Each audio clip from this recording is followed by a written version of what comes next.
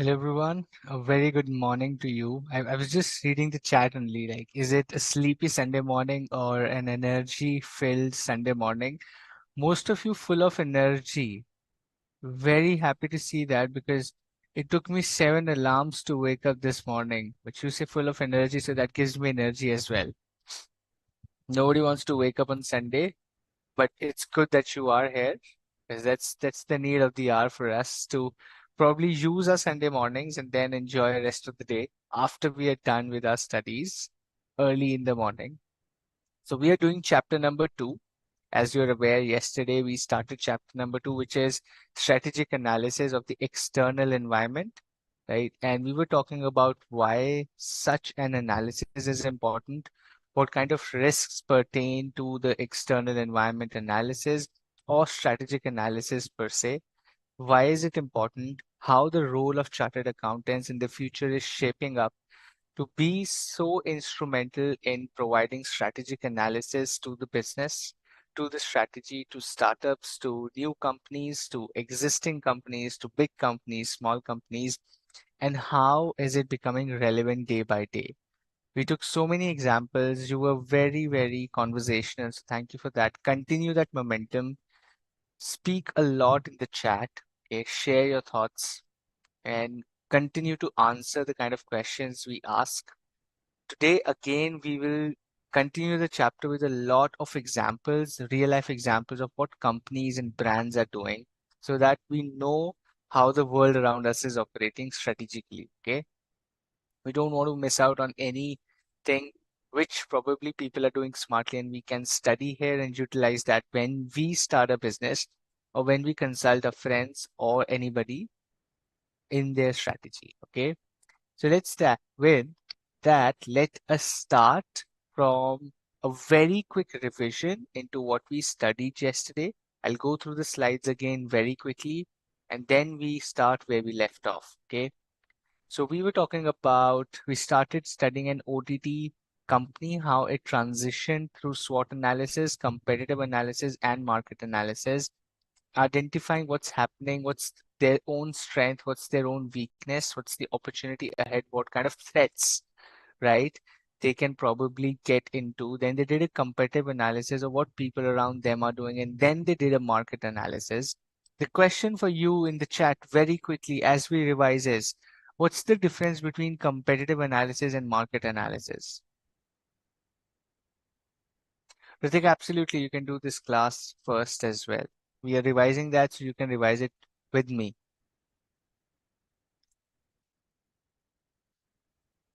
The group chat is closed. Tech support, can we please check that? People are saying the group chat is closed. We would want the group chat to be open, please, so that people can see each other's answers, have a conversation. We are just checking, guys, if the group chat should be available to you in a moment. We're just checking that. Tech support, can we please check that once?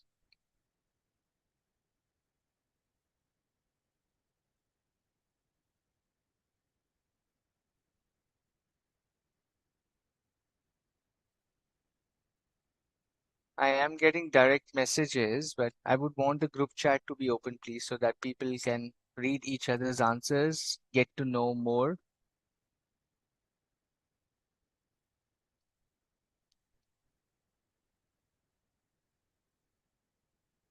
Okay, so we have to have only direct messages now. Okay, let me see. Okay. All right, so I read answers. Competitive analysis is analysis of the competitive strategy, while market analysis is customer preference. Then we have competitive analysis is the strategic group competition, while market analysis is the size, growth, barrier to market, and where the things are analyzed. Okay. Then competition mean what to do in the competition. Well, market analysis means what's going in the market. But what is market is the question. The question is, no, I know what is a market. I know what is competitive. I understand that English words. The question was, how are they different? Okay. Market analysis is understanding the customer. Competitive analysis is understanding the competition. Very simple. Very, very simple answer is competitive analysis is understanding competitors. Market analysis is understanding the consumer, the customer. Okay, that's called market analysis. Competitive analysis is competitors, market analysis is customers, what they want, what what are the trends, what are their preferences, how much money are they going to pay, what kind of things they want, what kind of preferences, what is the feedback, right? What they like about the product, what they do not like about the product. All of that is market analysis. Okay. Then we went on to understand the two important situational considerations, that one is industry and competitive conditions, and the second one is an organization's own capabilities, its strengths, its weaknesses that the organization has internally.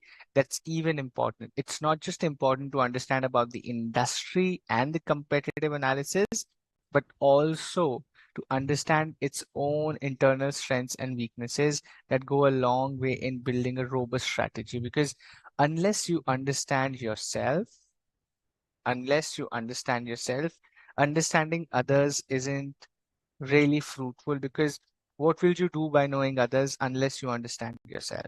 Okay. So that's really important. Know one's own business, one's own strength, weaknesses. What are your own position in the market? That's even important. Okay. Here's a question for you. Here's a question for you. Will it be, will it be logical for Samsung? Will it be logical for Samsung to see what Apple is doing and just seeing what Apple is doing, not changing anything about their own product? If they just keep studying Apple and they do not work on their own product, will that even make sense? They're analyzing their competitor, they're analyzing the market need, the consumer so much, but they're not working on their own product. They're not working on their own innovation, technology, pricing, operating system. No, correct? Exactly. So just analyzing others wouldn't make sense. What makes the difference, what makes most sense is understanding others, what they're doing, what the consumers want, and then figuring out what are we good at and how can we tap into an opportunity that is available in the market. Okay. That's what strategic analysis is all about. Then we talked about a very, very interesting topic, which was external analysis gives you opportunities and threats, and internal analysis gives you strength and weakness. But with strategic analysis comes a few risks. Number one was it evolves over a period of time. It takes time. It's not just one day. It evolves slowly and steadily. We took example of Toyota's Kaizen technology or Kaizen strategy, right? Then the second issue was the balance of external and internal factors. You got to balance out the factors.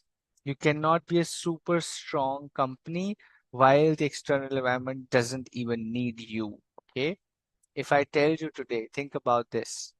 Think about this. Let's say a country like India, okay, a country like India where people are still figuring out uh, the basic hygiene. Okay. Our country has come a very, very long way from where we were, but we still have in the tier three, tier four, or rural areas which are now getting developed into cities. We do not have proper drainage systems as yet. In the future, we will for sure. But today's market is we do not have that robust infrastructure in place. Now, I as a company, if introduce a technology that's actually based on providing long life, if you do a certain way of living, okay? Think about this.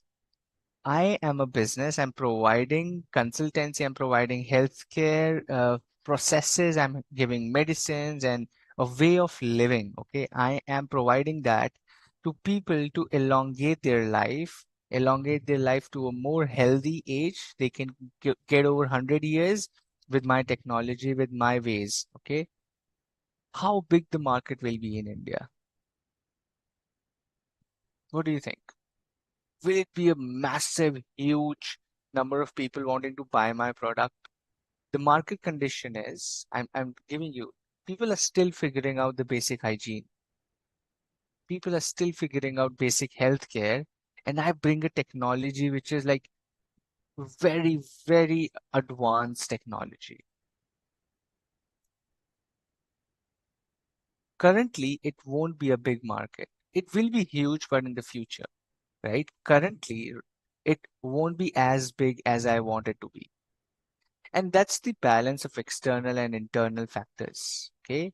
That's the risk in strategic analysis is that basically, you might be excellent at something that you do. You might be fantastic, but maybe external environment doesn't need you at this point in time. So the strategic analysis is good, but it needs to have a balance. It's creating a reasonable balance between many and conflicting challenges because a perfect fit between them is unlikely. We also took an example of you did great marketing, but supply chain didn't work. You could not provide that product to a lot of people. So balancing your external and internal factors. I'll give you another classic example. You would have seen a lot of flights are getting delayed these days. Okay. Have you heard about this? Yes or no? A lot of flights are getting delayed these days. Most of the flights are delayed by an hour, 2 hours, 3 hours. Nonsense happening in airlines industry in India. What's happening? Okay. Now, this is the balance of external and internal factors. Okay. Let me give you an example how the imbalance of external and internal factors is happening. Internally, the airlines are absolutely on time. Okay. Internally, internally, the, the airlines are absolutely on time. I'll give you an interesting thing. Okay. Why are flights getting delayed? One of the reasons is I was traveling through cab and one of the cab drivers told me that a certain airline has not paid the the cab dues. So cab takes pilots and air hostesses from their place to the airport for to catch up their flights, and they have a contract, okay, that every morning you have to take these certain 10 people to the airport, same route, same time. It's a fixed cab. Now these people haven't paid the cab thing, right, for the last 2 months. So the cab union, the taxi union has said probably we will not come on time. Unless you pay, we will not come on time. We will make your flight delay so that you understand how important job we are doing as well. Now, your strategic analysis as a company could be great marketing, great offers, great discounts, getting more customers, great branding, color schemes, and all of that, getting some brand ambassadors, getting a big star to promote your brand. Everything is great. Internally, you are perfect. Externally, something is creating so much pressure that all of your internal things are zero, right? So strategic analysis has this issue where you can be great at assuming things, but reality is very different. The reality is absolutely different, right? And that's the issue with strategic analysis. Number three is risk. Number three is risk. Now, what is risk? Risk is, again, risk is something that can go wrong. What can go wrong? What can go wrong was the next topic we talked about. Was this? Yes, Nathan, I also read Indigo server was down 6 hours. A lot of flights.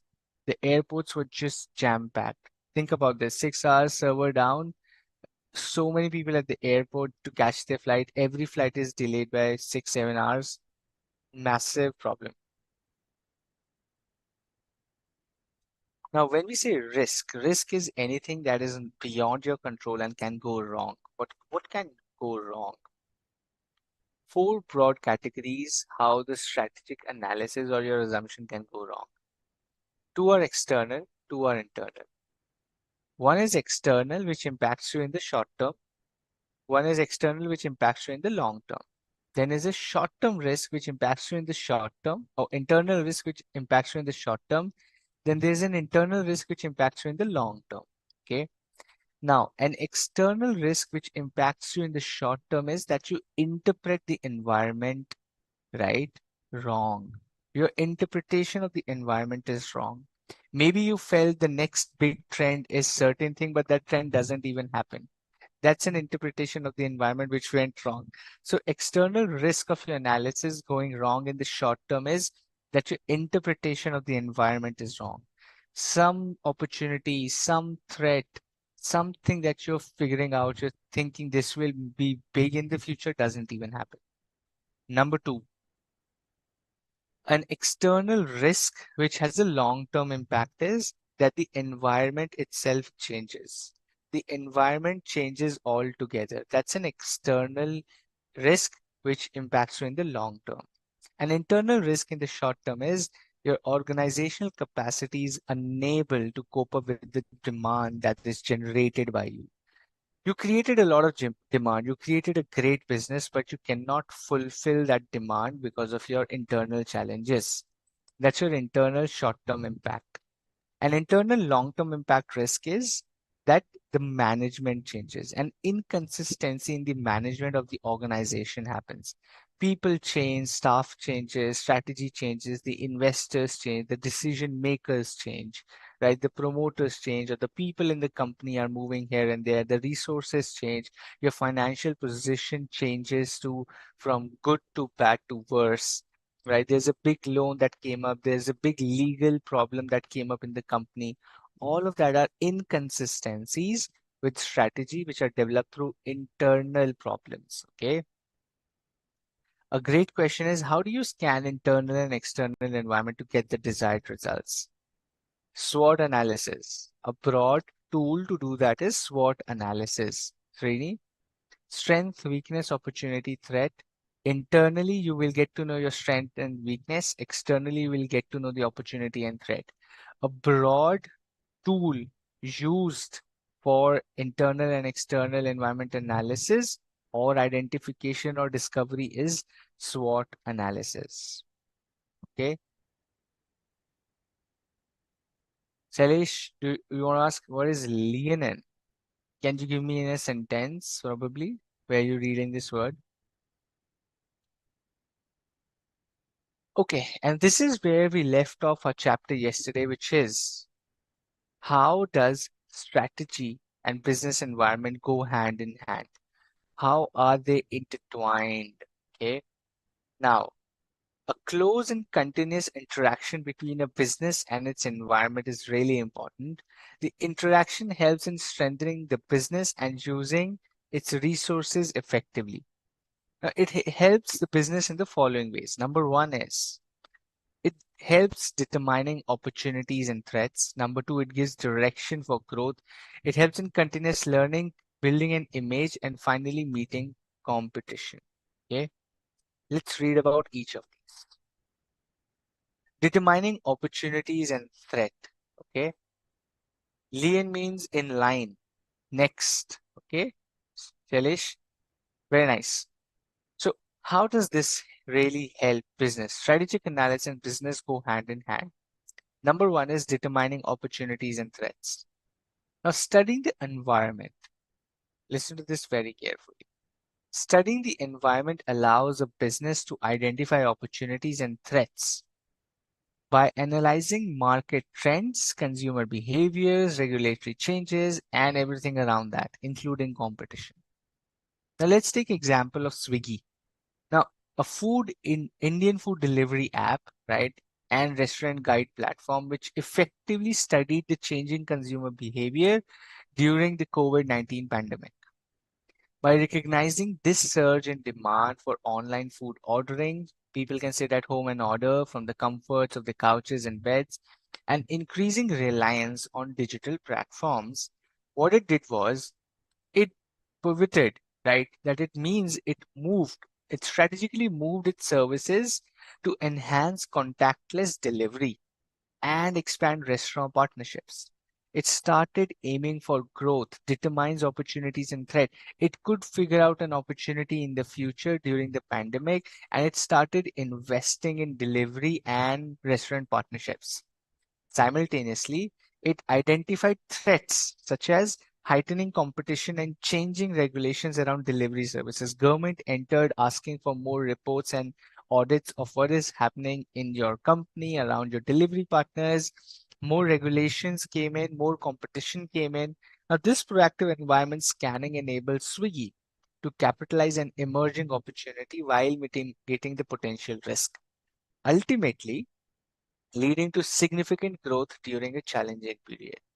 So, because they were doing a business analysis, a strategic analysis, and understanding business environment, because they were reading the business environment, they were understanding, they were talking about it, they were trying to figure out opportunities, and they were doing it very, very carefully with fact based data available to them.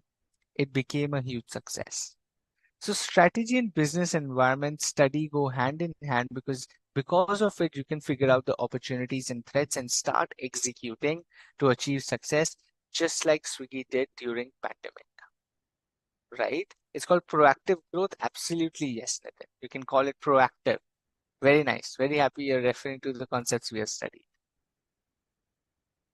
The second is give direction for growth. Okay, give direction for growth. Understanding strategy and business environment, it gives a direction for growth. How? Let's take an example. The example of Patanjali. Okay, now Patanjali leveraged the growth of the consumer interest in health and wellness. How? By studying the market trends towards natural and organic products. Now, this insight led to a rapid growth in the FMCG sector as they capitalize on the demand for Ayurvedic and herbal products. Now, Patanjali's rapid, oh, I'm saying rabbit, it's rapid. Okay. Patanjali's rapid expansion was not only a result of effective environment scanning, but what they did was they also the ability to introduce wide range of products, expansion into new products from personal care to items in the food products to atta, ragi, even noodles.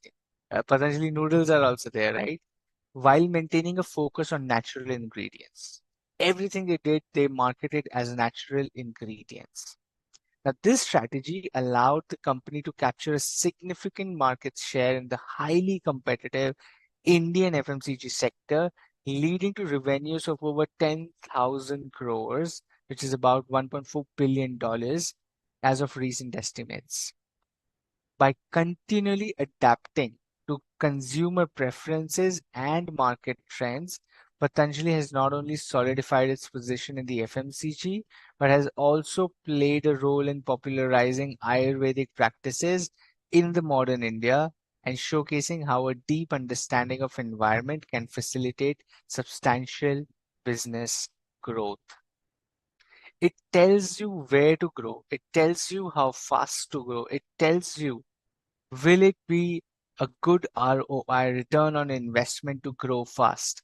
An analysis of the business environment and one's own strategy really helps give direction for growth. Where should we grow?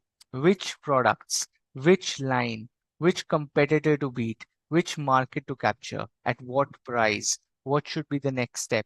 Everything would come to you when you study the business environment. Okay. Why business environment includes only external factors? Why not internal business environment? Very nice, Rini. I think you are not following the chapter. The chapter is about external environment. Chapter number 3 is about internal environment. So it is not that business environment does not include internal. It is just that we are doing chapter number 2 now. If you were there yesterday, I spent 10 minutes explaining how the syllabus is. Okay. So we will do internal environment with chapter number 3. What does FMCG mean? Can you help your friend tell what is, let's see if you guys also understand FMCG. What is FMCG? Don't give me the full form, or maybe give me the full form, but also give me example.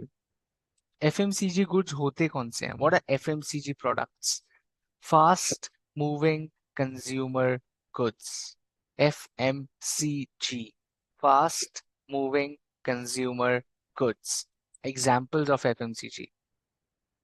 Give me examples of some FMCG products.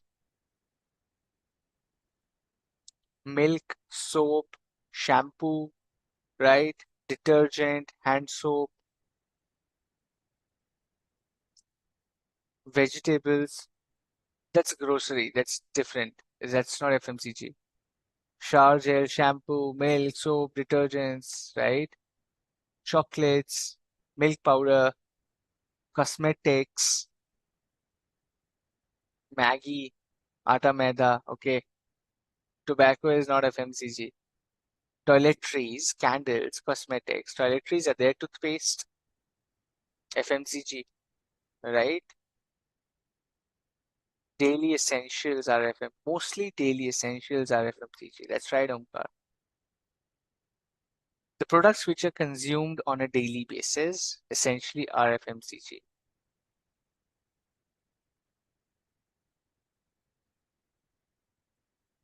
Om is using chat GPT for sure. हम इतना लंबा answer खुद तो नहीं लिख सकते इतना जल्दी. But if you have written this yourself, fantastic. What a speed. Soda, dairy products, plastic goods, health and wellness products, cleaning supplies, then your toiletries, you have food and beverages like bottled waters, coffee, soda, tea, all of this. All of this is FMCG, fast moving consumer goods. Okay, wonderful. The third one is continuous learning. The third thing that it helps is in continuous learning. What is continuous learning? Now, for example, let's take example of Infosys. Now, Infosys is an IT services giant, right? It values continuous learning through regular market analysis and feedback from clients. By studying shifts in technology and client preferences, Infosys has been able to adapt its service offerings to include automation and artificial intelligence, maintaining its competitive edge in a rapidly evolving industry. Now think about this. Now think about this. Why is continuous learning so important? Why is continuous learning so important? Let's take an example. These are very easy, big example that IT companies have to study artificial intelligence, cloud computing, the technology is changing. What about businesses which are not in technology? My question to you is, listen to the question very carefully. For businesses which are not really concerned about technology, for businesses which are not so dependent on technology, should they also focus on continuous learning? Businesses which are not really technology driven, उनका कुछ लेना देना नहीं है technology से, right?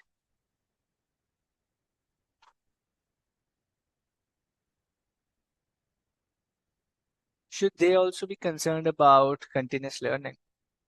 Majority of you are saying yes. Yes, they should also. What kind of continuous learning will businesses which are not technology based give me example of a business and what continuous learning should they do?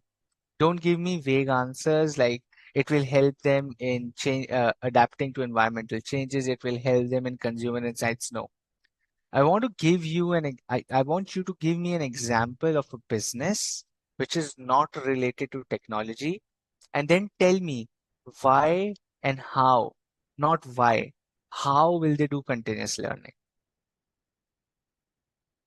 A business which is not technology based and how will that business do continuous learning? Okay, handmade yarn. Okay, handmade sati, that's you're saying the cotton yarn. Okay, for example, textile industry must know the new fashion trends and learn. Very nice. Continuous learning is not only about changing market preferences, it's about what fashion industry learning about new fashion, sustainable growth. Okay, I want business example and then how. Food industry, Omkar, food industry, but how are they going to learn? How are they going to learn something new?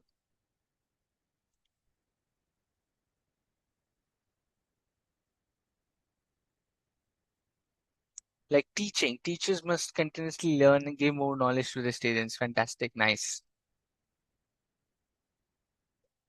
Because in every market, there's a different taste and preference of the consumer changes. For example, cosmetic industries, new products are needed because consumer preferences change. Farmers opting to grow organic when they learn about organic sales at a higher price. That's very nice. Agriculture industry, reading about what sells at a better price, or maybe exporting or growing the right crop, maybe growing the right crop. And yeah, right. Instead of growing potatoes, if I grow tomatoes, I make more money. I should just go and grow tomatoes then. That's continuous learning for my agriculture business. Steel industry, because fragmented, it needs to learn, improve the process, right? Process enhancement is continuous learning. For companies like steel industry, great example. Process enhancement. Food industry now more into frozen food. So understanding how to do that frozen food thing. In CA, you also have to learn Bhumika. Very nice. Yes. Service industry as well. Most of you were not talking about service industries, but yes, you have to do that in service industries as well.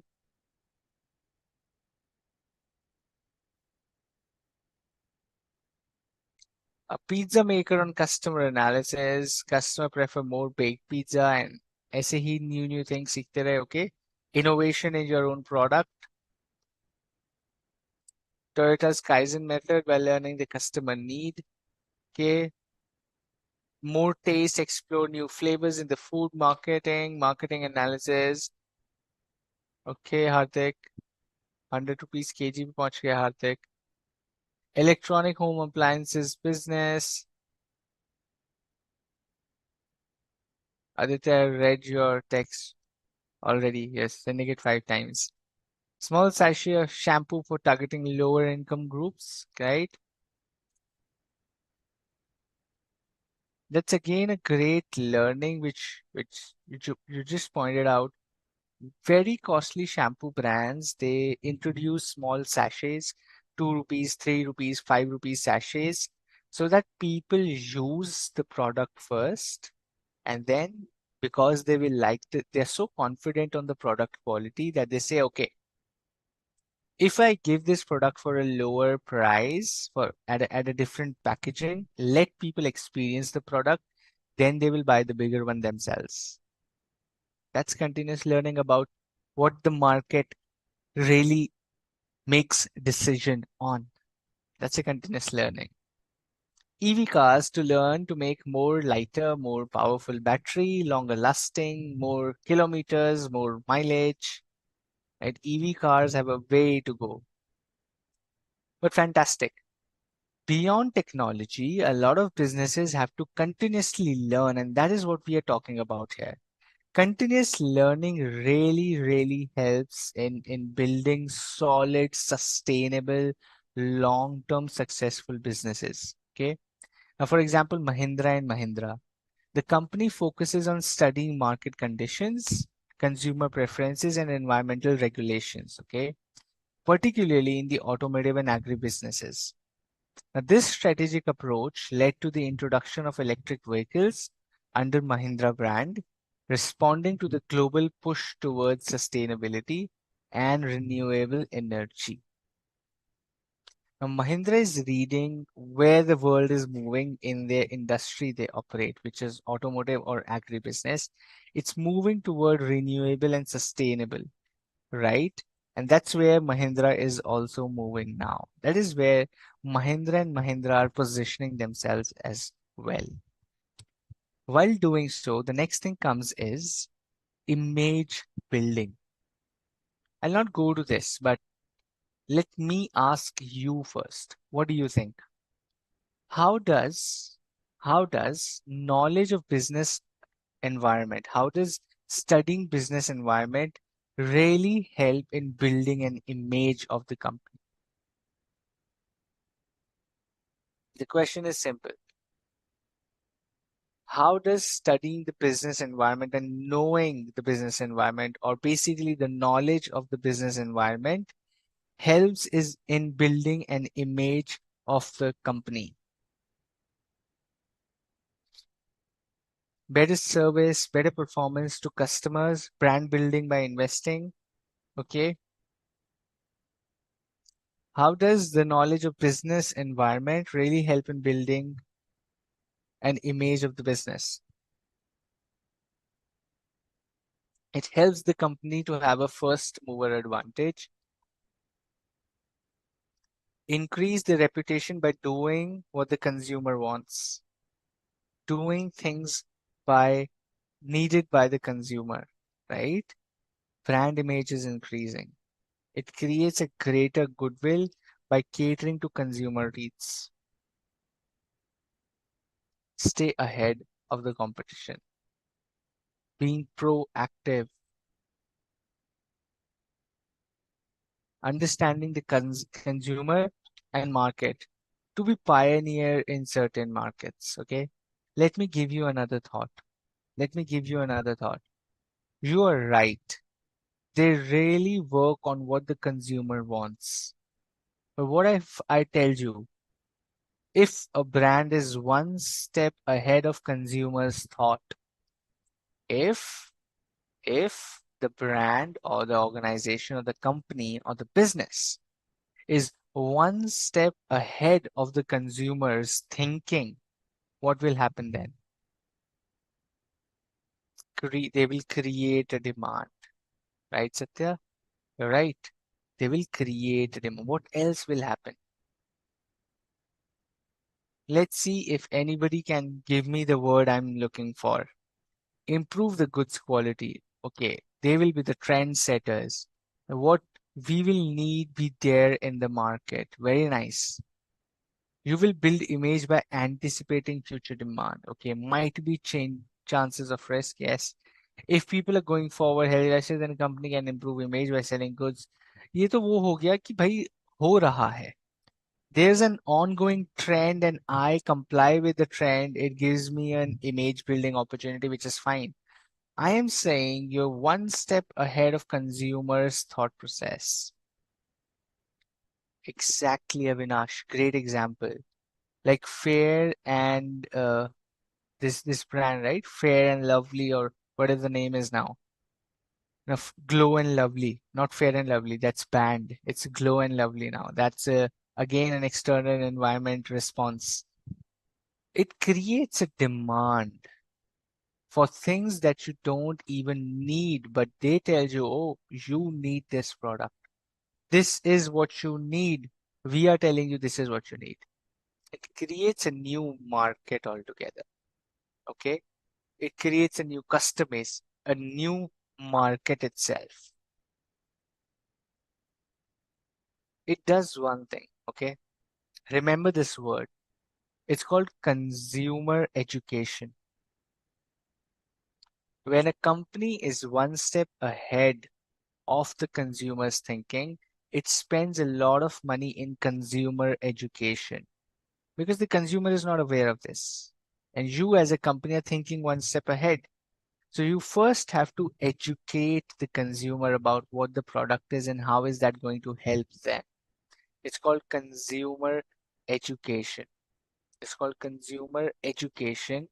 And once you do consumer education, your image in the industry becomes of the market leader, of somebody who is creating a demand in the market, of somebody who understands the consumer better than the consumers themselves. So think about how good that company will be.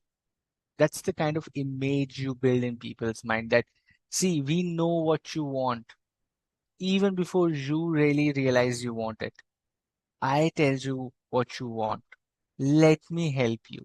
Let me tell you what you will need to become better person, better personality. Let's say a deodorant showing that this will happen to you if you use a deodorant. This will happen to you if you use this our product XYZ. You're educating consumer and that's building an image. It's building an image that this company knows more than us, maybe this company is so ahead in the industry that it knows even more than the consumers. So yes, let's buy their product because they seem very knowledgeable and experienced in the industry, right? That's how you build an image through the knowledge of business environment. Is that understood? Give me a yes, no, very quickly.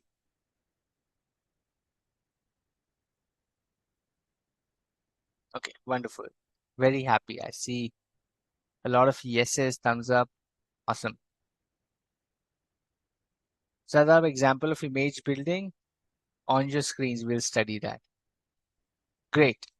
So Unilever, a multinational consumer brand, okay, the company emphasized on reducing plastic waste by transitioning to recyclable packaging and incorporating sustainable ingredients in its products. Programs like Litter Less campaign aim to reduce waste in the communities. Litter Less means come kachra phailao. Do not litter. Do not spread garbage around yourself. Litter less, right? Kam kachra karo. Campaign to reduce waste in communities while their commitment to sourcing renewable materials reflects a broader goal of achieving sustainable business practices. Now they are one step ahead of the consumer. They're saying, okay, we know you love our products, but our products are not just great products, they are also environment friendly. If you use our product, you are contributing to the betterment of planet Earth. What are they doing? They are making the consumer join into a campaign which the consumer doesn't even want to. The consumer is concerned about, I just need my toothpaste, I just need my chawal atta, I just need my detergent, I just need the product I need. But they're saying no, you just don't need the product. Come join us in saving the environment because we have switched our packaging into environment friendly recyclable. Now the consumer feels, anyway I have to buy the product, why not just buy Unilever product because they are adding to the environment as well. It's recyclable, at least the waste that goes out. So after using a detergent box, if I throw it, it's not just going into the dump, it will be recycled and renewed. So I feel satisfactory. The brand has created an image where I connect with them, where I really feel happy that, okay, I am doing my bit for the planet as well. While they very smartly just sold their product over the competitor to me, right? I'm like, हाँ ठीक है ले लेते हैं हम, I'll do my bit as well. पैसे थोड़े ना extra लग रहे हैं. I don't have to pay more money for it. It's the same thing, same price, everything. And I'm doing my bit by creating less waste and more recyclable waste. That's how brands create an image and play with the consumer minds and beat the competition. The final one is meeting competition. Unless we really know the business environment, we really don't know if we are as good as the competition, if we are better than the competition, or we are worse than the competition. How do you know if you are at par with the competition, if you are better than them, or if you are worse than them? How do you know this? You know this when you know the business environment. You know this when you have the knowledge of the business environment. Okay. Now, one notable example is Tata Consultancy Services, now, which has strategically integrated environmental studies into its operations. Why? To enhance competitiveness. Okay. It has again got a commitment to sustainable strengths in client relationships and enhancing its brand image, making it a preferred partner in strategic product in projects. Right? Tata Consultancy Services has been better than the competition, other IT companies, because it has moved towards strategic initiatives which really resonate with the vision and mission of their own clients. They're not just focused on their own mission and vision. What they tell is, come and study your vision and mission. Based on that, we create a solution. So we are your sustainable strategic partners. We are not just here to provide you a service. We are here to uphold your mission and vision and provide you that service. Now, that is what Tata Consultancy Service is doing better than the competition. And because of it, and because of it, some of the great uh, government initiatives, what they have been able to capture are like e-governance solutions, right? All the e-governance platforms are governed or operated by TCS. The railway IT solution, right? All the IT of the Indian Railways is done by Tata Consultancy Services, from ticketing systems to real-time tracking to railway operation management, all of it. Health and wellness initiatives. Now, TCS has supported the Ministry of Health and Family Welfare in initiatives for electronic health records and healthcare analytics. All of our health records are there digitally with the government already. Now, this work of digital transformation of all the health records of the public has been done by Tata Consultancy Services. They are winning these contracts over their competitors because they are portraying themselves as a real strategic partner who comes and helps. So, by understanding the business environment, the need of the consumer, the competitor's strategy, and your own strength, you meet the competition. Unless you don't study it, unless you are in your own isolated bubble, unless you are so full of overconfidence, ki what I am doing is the best, nobody else is doing, I am the best, nobody's going to buy your product. Nobody's going to buy your product because you haven't done the required analysis. Okay. NT exam were also done on TCS software, right? ICAI website is hosted or operated by which company? Go and see that. The e-Sahayata, the Board of Studies application, the website. Which company operates all of these? You would guess the name, right? It's also TCS. TCS does all the ICAI IT solutioning as well. A lot of companies, I'm not saying Infosys or Wipro are any less, they have their own strengths. TCS has its own strength more into government, public or oriented services, while Wipro and Infosys are more global, more futuristic technology oriented, is what they're moving more cloud, SAP implementation, accounting, ERP system implementation. That's where they are. So every company has its own, they should understand. And all of these IT companies understand their own strengths and markets. So with that, we come to the final boss. We have many more, but the final mid boss of the chapter, which is every environment has layers. Can you name these layers? Can you guess the names of the layers in the environment? Can you guess? Let me give you a hint. There are two layers. There are two main layers in the environment. Okay, Hardik's answer is right. I'll wait for others to answer as well. Two main layers of the environment. Can you guess the names of these two layers?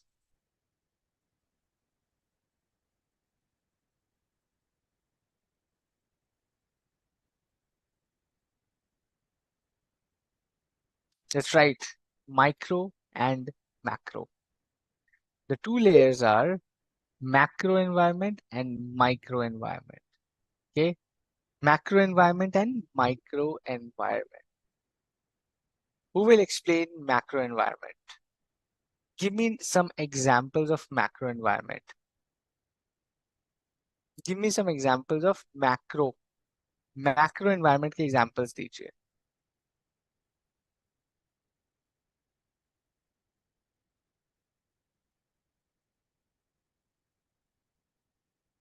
Okay, political factors, political, pestle, fiscal, technology, then environment, economic, legal, social, cultural, technology, social culture, government policies, socio-cultural, pricing, okay.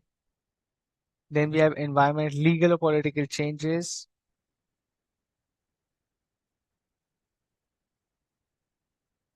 pestle. I think I will have to wear my specs,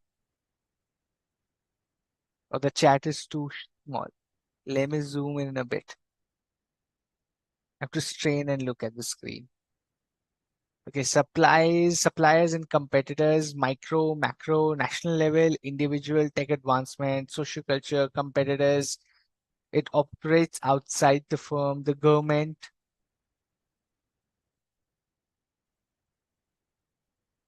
Okay, wonderful. What about micro? Macro तो सब बताते हैं. Give me examples of micro environment. Internal factors.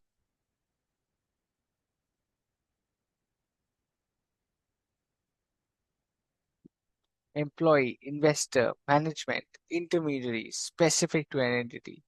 Okay,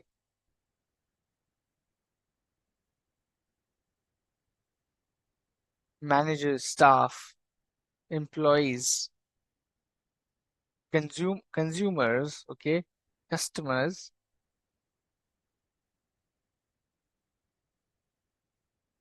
investors, okay. Investors are also coming in internal. Okay, let's see. Supplier, competitor.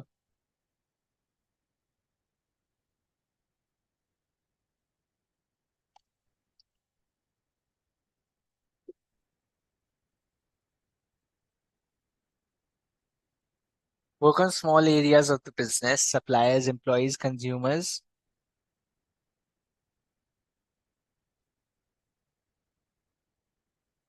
public, public. Okay, let's get into this. A question was, why do we have micro environment in this chapter? Okay, because we are doing this entire syllabus, we are not just doing one chapter, so you have to read the entire syllabus in a flow. But we'll talk about macro only today. This is how you read the difference between macro and micro, my friends. Okay, macro, it's far from business. It's difficult to control and common for all. It's far from business. Okay, it's difficult to control and it's common for all. It's common for all. Key here is common for every company in the industry. For example, if there is a war happening in the world which is increasing the oil or fuel prices, it is happening for everybody. ऐसा नहीं है oil price सिर्फ आपका delivery companies और logistic companies के लिए बढ़ रहा है. It is increasing for cabs, it is increasing for service industry where the cost of the travel is going up for them. So think about this. Now, chapter yesterday somebody was asking what is ripple effect. Yesterday, there was a question in the classroom which said, what do you mean by ripple effect? Ripple effect was one small thing having multiple impact. Now think about this. Let me ask you this simple question, okay? Let me give an example. There is a war between Israel and Iran, okay? Now, and what is happening is the crude oil price, the oil price is going up. Oil price going up means the fuel in India is going to get costlier. How is this fuel cost really going to impact Infosys? Infosys का क्या लेना देना है? Infosys को how will this war and the oil price going to impact Infosys? What do you think? Will it or will not? पहले तो let's define. If you say no, then don't give me a reason. If you say yes, it will impact, give me a reason why and how will it impact Infosys. It's an IT company. What does it have to do with fuel prices? Yes, share market. Leave stock market. I'm talking about business. Share market is all sentiment. बकवास है. It is all sentiment. I'm asking real business operations. Business को क्या फर्क पड़ेगा? Yes, they are in because they are in consultancy. So fuel price से क्या फर्क पड़ता है? एम्प्लॉयज का कन्वेंस इंक्रीज हो जाएगा. इससे ज्यादा कुछ नहीं होगा. Okay. Because it is an international company, the question is how is the fuel price increase going to impact a company like Infosys, which is an IT services company? Sukaina has given the right answer already. Let's see if others can do that. They have to travel to office, so cab employees का cab का price बढ़ जाएगा. बस इससे ज्यादा तो कुछ नहीं होगा. Okay. Reduction in demand due to decline in entrepreneurship. Okay. It definitely impact because power is important for all companies. Consumers, real income. Okay. Yes. Customers going down. Yes. Carriage cost increasing. Price increases. More services required. CNG, salary of the staff, power costs. Their global client business may feel the pain. Absolutely.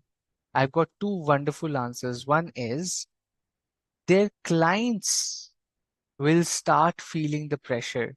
Maybe maybe Infosys clients are Uber, Ola, logistics companies, and these are big clients for Infosys. DHL, maybe, right? Or delivery. All these are maybe, let's say, they are the customers, and because of the increase in fuel prices, these companies will start spending money on oil or buying more fuel rather than investing in services what Infosys is providing. So their business revenue will get impacted because people will allocate this money from their IT services to their buying of fuel. They will take away some projects saying नहीं अभी ये जो Infosys project कर रहा है let's pause it for another 3-4 months or 1 year. Let's not spend money on an IT project. It's not so important. Let's just buy fuel because we need that. So Infosys का revenue कम हो जाएगा. That's one. Number two, a lot of people, lakhs of people in Infosys travel every single day from Delhi to Chennai to Hyderabad to Bangalore to Sikkim to Assam to Jammu to Haryana to Gujarat to Maharashtra to Kerala to Tamil Nadu to anywhere across India and to globe. US based kitna business hai, right? A lot of people traveling to the US people coming to India, to Europe, going to Southeast Asian countries, going to Japan, Singapore, going to China, going to Shanghai, going to Korea. ये सारा travel कर रहे हैं लोग. And these big companies, almost 6 to 7% of their revenue is just spent on traveling because lakhs and lakhs of employees traveling through planes, going and staying in hotels, taking cabs. It is not just about employee का rate बढ़ेगा वो थोड़ी ना salary बढ़वा लेगा बीच में कि fuel बहुत महंगा हो गया मेरी सैलरी बढ़ा दो. Employee is not in a position to do that. But for all the people who are traveling on companies' money, who are getting reimbursements, you will start charging more money. And if the flight price goes up by 20%, which means the expense for the company goes up by 20%. Now the expense is going up, the revenue is coming down. What will happen with the company? Expense starts going up, revenue starts coming down. What will happen to the company? Losses or less profits. Not if not losses, less profits, right? Loss तो नहीं होगा एकदम से, less profit जरूर होगा. The net profit will start reducing, right? The PAT profit after taxes और EBITDA, earnings before interest, tax, amortization, right? That will start falling. And when that starts falling, it starts becoming a concern for the company. So a war between two countries is really going to impact a company like Infosys जिसका कोई लेना देना भी नहीं है. But because this factor is common for all, because this factor is common for all. Okay. Now let me give you a very small example. This was a big example, big organization. Let me give you a small example. Okay. The price of cloth. Okay. The GST on. So let's say I'm wearing this t-shirt. Okay. I'm wearing this shirt. I'm wearing this shirt. So the GST on shirt increased from 5% to 18%. ठीक है. पहले 5% हुआ करता था. The government said no. The GST on clothes on ready-made products is 18% from today. ठीक है. Now, a small weaver sitting somewhere, let's say in any place. Let's take an example in Patna. Okay. Now, a small weaver who is making that cloth material somewhere sitting in Patna, not too big. That's a very small weaver, small shop somewhere in Patna. How is that person going to be impacted by this GST becoming 18%? वो तो tax भरता भी नहीं है, वो तो invoice भी नहीं बनाता है. But still, will they get impacted? पहले तो understand, will that person get impacted? Yes or no? People who are saying yes, you have to tell me how. Not just yes or no. You have to tell me yes, but how is that person going to get impacted? People who are saying no, fantastic, you're absolutely wrong. Procurement and sale both will be impacted. But how? Readymade shirt पे 18% GST हुआ है. The GST on readymade shirt has increased from 5 to 18. Weaver is making a cloth material only. How will that impact that weaver? Yes, because it increases the product cost. Okay. Because the demand of the shirt may decrease, indirectly impact on them. Not necessary. Maybe the demand won't increase. Demand generally won't go down because people, it's not like people will stop wearing shirts. Anyway, you will wear shirts, right? Let's cost of the intermediaries will increase. GST to सरकार को जाना है ना. How will intermediary make more money? Just because the price of the raw material he uses will increase. No, I'm just saying ready-made shirt increase हुआ है. The cloth is still 5%. Ready-made shirt is 18%. Let me explain this to you. Most of you are almost there, but I'm just giving a structure to this thought, okay? The GST increases from 5% to 18%. You are a consumer. You are a consumer. If today you buy a shirt for 1,000 rupees, which includes 5% GST. If today you buy a shirt which has 5% GST and including GST, it is for 1,000 rupees. If tomorrow the GST is 18%, you won't buy it for 1,200 rupees. You as a consumer, now think about this. There is so much competition, my friend. सिर्फ एक company T shirt नहीं एक shirt नहीं बेच रही है. There are thousands of companies which are selling shirts. So you cannot increase the price so much instantly for the consumer because consumer will then stop buying from you. They will buy from somebody which is within their budget. Then I will move on to somebody who's giving a shirt for 1,000 rupees, including 18% GST. Okay, so what will happen is a company will say, okay, I have to keep my end customer price to 1,000 rupees. Think of this very carefully with me. The end customer price has to be 1,000 rupees only. I can't increase the price because GST has increased. Consumer will shift to some other brand which will have 1,000 rupees including GST. I am 1,000 rupees excluding GST. एक company जो including GST 1,000 है. So I have to bring my including GST end customer price to 1,000 rupees. कैसे करूंगा? How will I do that? You're a chartered accountant, my friend. That this is what the work we do in industry. This is what a business finance and FP&A, financial planning analysis people do. What will you start doing to ensure the customer end price remains the same? You will do cost cutting. Cost cutting का मतलब क्या होता है? You would want to buy the product at a lower price.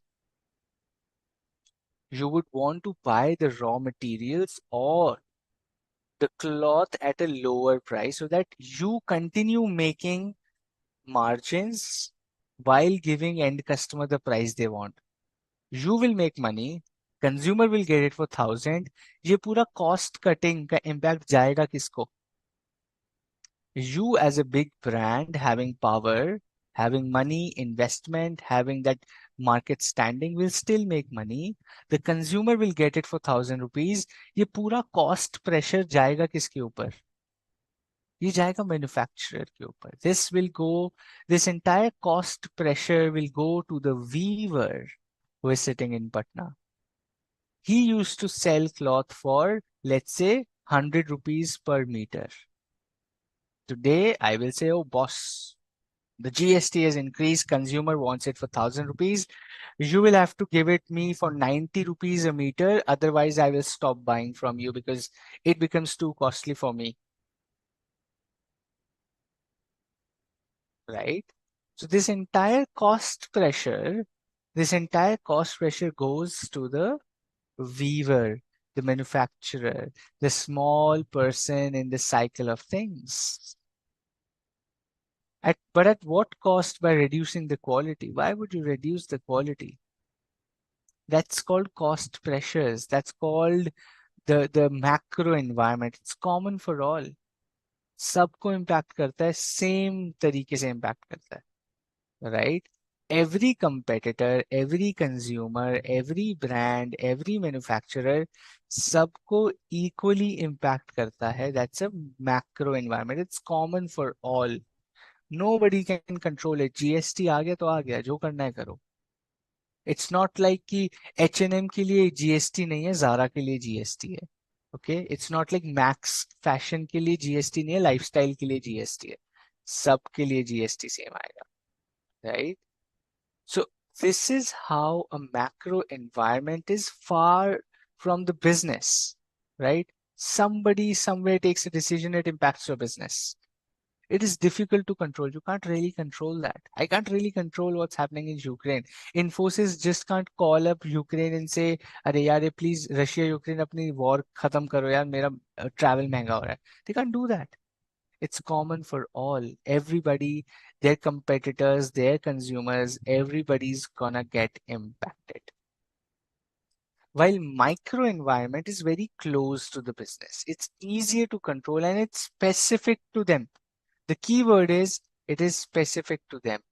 Their competition, their consumer, their organization, their own employee, they can control. My competition, I know who are my competition. If my competition does something, I can do it quickly. Okay. Now, if today the micro environment, let me tell you, okay, micro environment different kaise hai. If today the price of Pepsodent toothpaste increases by 5 rupees, listen to this carefully. Price of Pepsodent toothpaste increases by 5 rupees. Okay, increases by 5 rupees. How will that impact Indigo Airlines? The price of Pepsodent toothpaste increased by 5 rupees. How is that going to impact Indigo Airlines? First decide, will it impact yes or no? No impact, right? There is no impact. It will not impact. It's irrelevant for them. It's irrelevant for them. But how will an increase of 5 rupees in Pepsodent impact Patanjali's toothpaste business? How will it impact Patanjali's toothpaste business?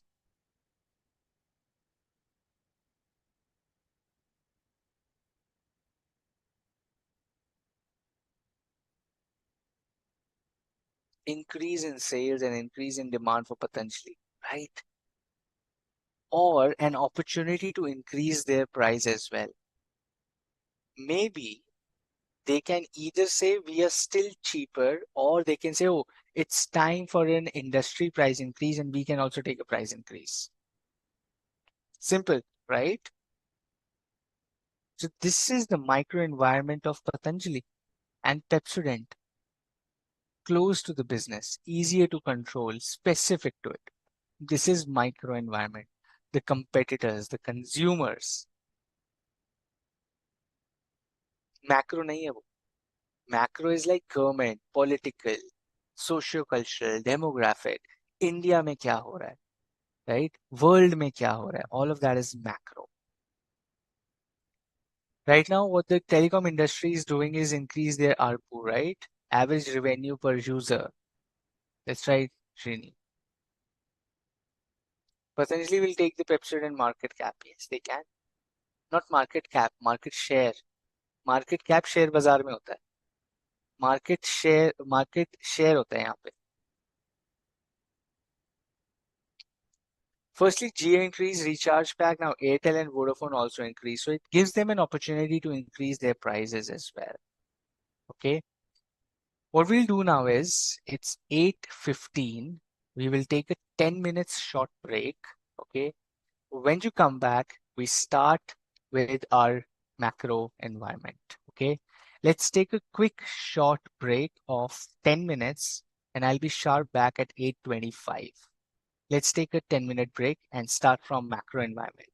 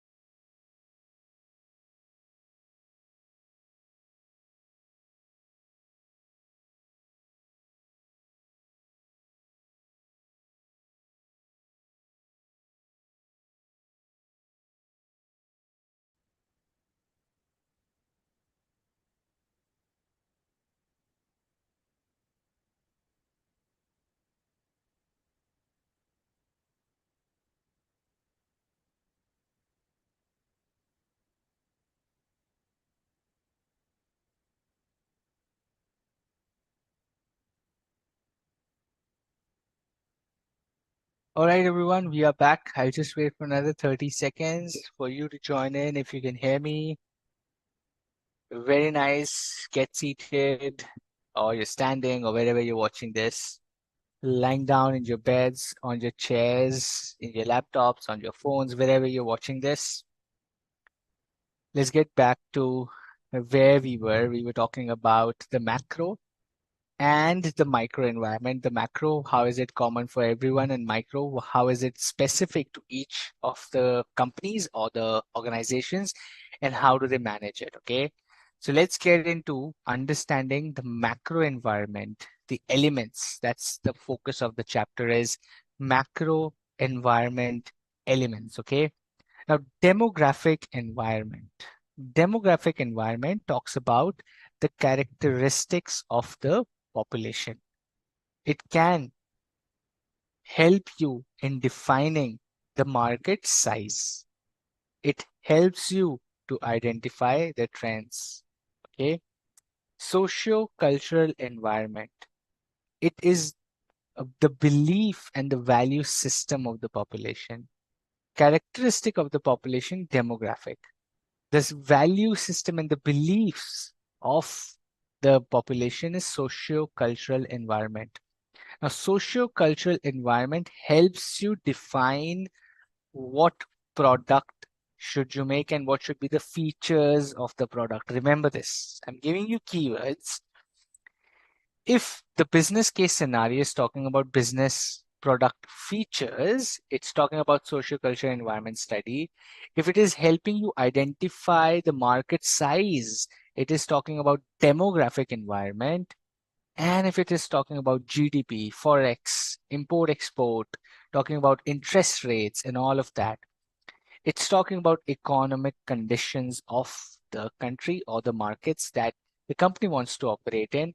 And the study of economic conditions really helps analyze the profitability of the business. पैसा कमा पाएंगे business में या नहीं? Economic conditions बताएगी. The fourth one is political or legal environment, which is the power and influence of politics over doing business in the market, country, locality, wherever you are. Ease of doing business, political legal environment से पता चलेगा.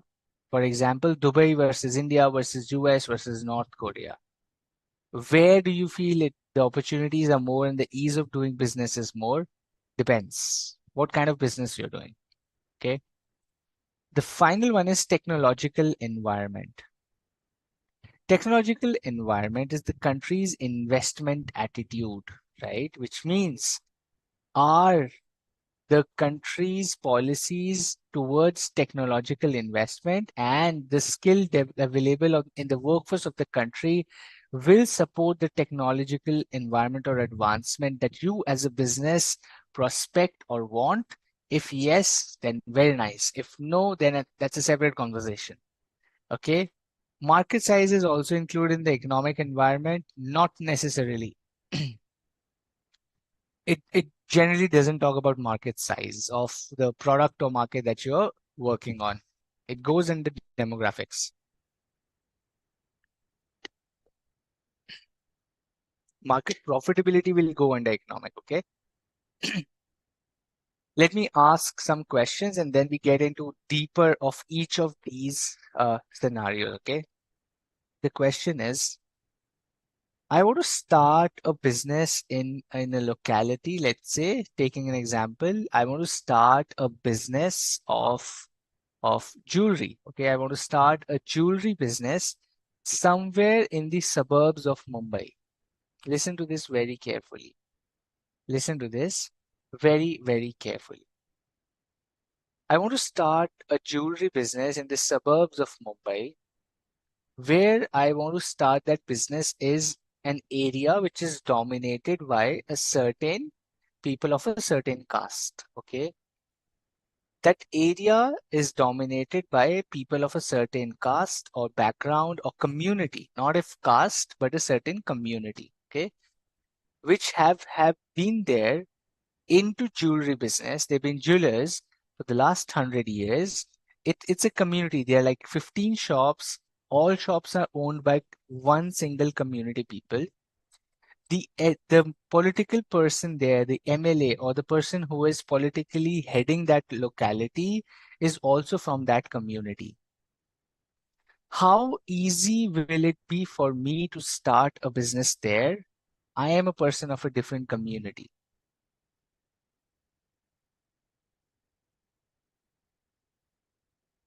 How easy do you think will it be for me to start my jewelry business there? The reality, right? It will be hard, not easy. It will be very difficult. It will not be easy, correct? It will be very hard as there will be cartelization as well as political pressures. It will be difficult because the political influence will favor the other caste. Okay, that's not easy. Can various threats can come, correct? Now think about this, my friends. Okay, now let's put our thoughts around what's happening here. Strategic analysis. I did so much SWOT analysis. I did strategy analysis. I did all of that. My product is good. Market is good. Gold prices are going up. People are buying gold. Indians like gold. Young people are also started to buy gold. Great margins. You can play around with designs, charge 20-30% making, all of that. Great market opportunity, great thing, great opportunity in India. Everything is nice. The government of India is giving subsidy for small businesses. I can get subsidies as MSME. All of that is good. But I'm a small trader wanting to work in a locality. उस locality में मैं काम ही नहीं कर सकता हूँ. I can't even work in that locality. So does this entire analysis, does this entire exercise of strategic analysis, does this entire strategy, does it even make sense? My question is, does this even make sense? The answer is no. So what do you do? The question is, do you stop doing strategy analysis?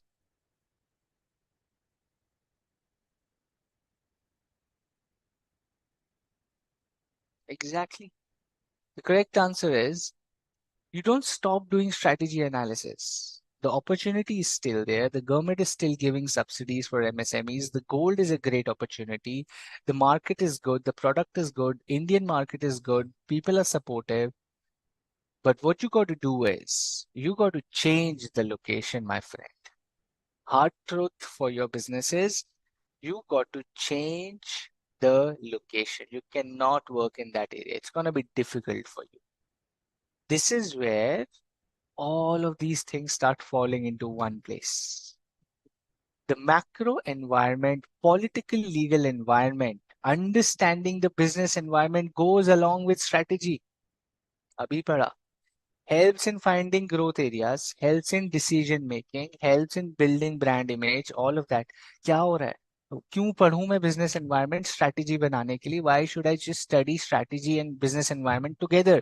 Because my strategy might be wonderful, my friend. Environment is not supportive. What do I do? Find the right mix of the environment and strategy. That is what you do. That is what you do. That's why you study both of these together. That's the magic.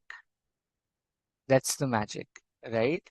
It doesn't mean you stop doing analysis. It doesn't mean you stop building strategies. It doesn't mean you stop doing strategic management. It is just that understand your macro environment, adjust, adjust basis your environment because you can't control macro environment. अब जाके आप ये नहीं बोल सकते उस community को आप लोग सब यहाँ से जाओ. You can't just go and tell the community, I am coming here, all of you stop, close down your shops. That's not going to happen. You can't control. And it's common for anybody who comes to do business there. It is common for all. It's a macro political legal environment, right? Very nice. Very nice. Let me give you another example. The government of the government of China, okay? The government of China said export of rice if you are an exporter of rice, listen to this very carefully. If you are an exporter of rice, you will be charged 200% more tax. If you are an exporter of rice, you will be charged 200% tax of your profits from export. But if you are an importer of rice, we will give you 20% rebate on your taxes.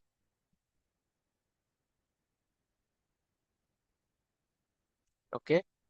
Is the scenario clear? What will this do in the economy? The economy में क्या करेगा? This import-export law or regulation in China will do what for businesses? The imports will start increasing and the export of rice will reduce. Exports will go down, imports will start increasing. Okay? Interesting, right? Now, this government does this because they're very smart. They're very smart. Rice is a crop which needs a lot of fresh water. Rice is a crop which needs a lot of fresh water. Okay? And they don't want to spend their precious water on growing rice. So what they say, अगर आप export यहाँ पे चावल उगा के बाहर ही भेज रहे हैं तो 200% टैक्स लगेगा because you are wasting so much water to produce rice that in next 50 years we will not have water to drink. We will not have water to drink in next 50 years, my friend. चावल में इतना पानी लगता है that they want to discourage this. Whereas India right now is one of the biggest exporters of rice. We are just using so much water to produce rice. We are one of the biggest consumers also, one of the biggest exporters also, right? So they want to save their precious resource, and so they introduced an import-export policy. That's an economic environment for China, which has created opportunities and which has created threats. You want to consider it as an opportunity is up to you. You want to consider it as a threat, it is up to you. But that's the economic condition of the country, right? Profitability analysis होता है इस basis पे. If you are an exporter of rice in China, very difficult for you to make money out of it. You're paying 200% taxes. Then you're spending so much money on water. Water will also be costly then because if the policies are discouraging, पानी भी महंगा मिलेगा, export भी करोगे, tax भी ज़्यादा भरोगे. The profitability of the business will just go down. So the economic condition, the import-export related policies, the forex related policies, the interest rates, and the GDP, all of these impact the profitability. If today Indian government says any business who wants loan up to 5 lakh rupees to start or invest in any business whatsoever, आपको जो business करना है करो, you want to do any business, we will give you interest free loan up to rupees 5 lakhs. 5 lakh रुपए तक का interest free loan देंगे आपको. Okay. The economic condition is the interest rates for loans up to 5 lakhs are zero. What will happen? What will this do in the economy? What will this do in the economy? More people will start their business. More small industries. More people will get into business, create employment, create employment, increase business, increase consumption, more tax collection. It will increase, more industries will flourish, more manufacturing will come. Slowly, steadily, they will increase their quality, become export units, bring in forex for the country as well. You never know. So the in economic condition is favorable for people who want to start small businesses because government is giving free loans. They are pushing you to do small businesses. They want you to grow. They want you to flourish. So that employment is created. They get more taxes. And eventually, if your product is great global quality, you can export and get forex back to India. Economic conditions. Okay. Interestingly, as chartered accountants, you should know this. Do you know? Give me two countries. India today, like in the last 30 years, 1990s, the IT boom came. Most of our parents, now I'm going to give you a very interesting fact here, okay? Very, very interesting fact here. 30 years ago, most of our parents started learning English, right? Our parents can read English. This is an interesting fact if you see. Our parents do not generally talk in English. They really can't, maybe even if they know it, they can't really talk in English. Okay. Most majority, I'm just talking about majority of Indian parents, but they can read English. सारे boards पढ़ सकते हैं, newspaper पढ़ सकते हैं, they can read English. This happened 30, 35 years ago with the IT boom when American companies were coming. All of these companies were investing in India. A lot of boom came in. People were reading, right? People started knowing English, which is a global language. Today, we are at a position in India that all the professionals like doctors, chartered accountants, lawyers, all of us, all of us have global opportunities available to us because we know how to speak, write, read in English. Okay. And we are the biggest software engineering hub. We are the biggest financial professionals hub in the world today and we are charging exorbitant salaries. We are charging salaries which are at par with global standards from a PPP perspective, which is purchasing power parity. Can you now? It's an interesting thing. The next two big competitive economies or countries for especially chartered accountants and financial professionals, two big countries are investing heavily in technological upskilling and upskilling of their people, especially English language upskilling and financial technology upskilling.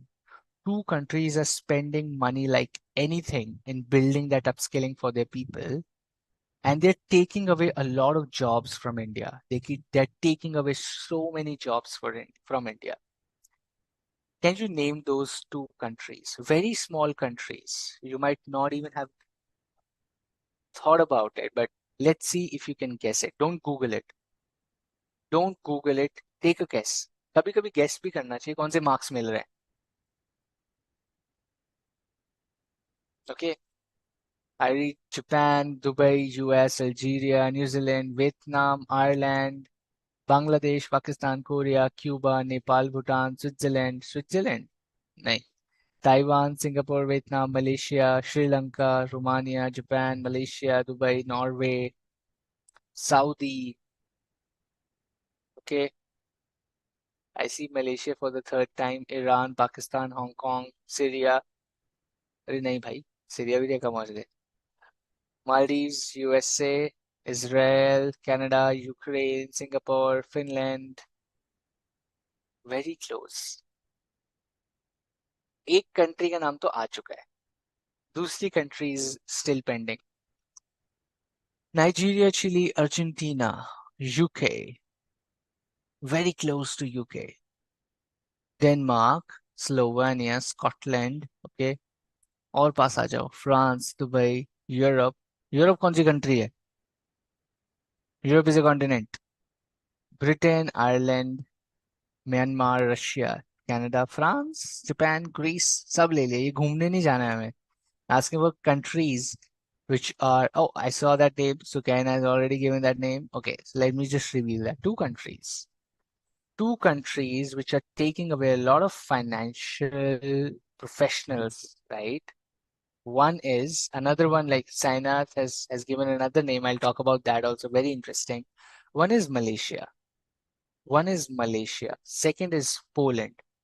If you search on Google Warsaw and Kuala Lumpur in Malaysia and Warsaw in Poland, these two have become the global hubs of financial services. All the work that we chartered accountants especially used to do in India, we used to do all of that number crunching, FP&A work, financial planning analysis, and all the work we used to get in India, big banks hiring people in thousands. This is going to Malaysia, Kuala Lumpur, and Poland because they are investing heavily in their people, upskilling them to learn English, encouraging them to learn English, encouraging them to learn laptops, use of technology, how to use Excel, Microsoft, Power BI. They have invested money in creating themselves as a financial hub. Another emerging place is Luxembourg near Germany, right? Adjacent to Germany is Luxembourg. Luxembourg is becoming one of the biggest hubs, but because of Amazon.